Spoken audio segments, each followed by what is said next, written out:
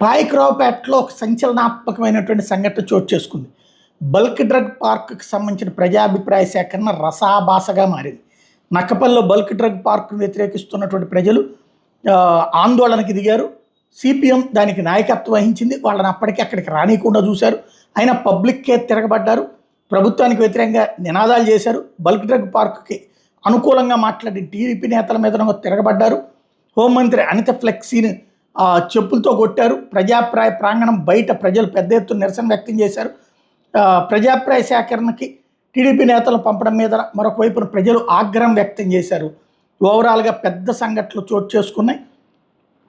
Public అందరూ తిరగబడ్డటువంటి ఘటనలతో సంచలనాత్మకమైనటువంటి పరిస్థితులైనవి.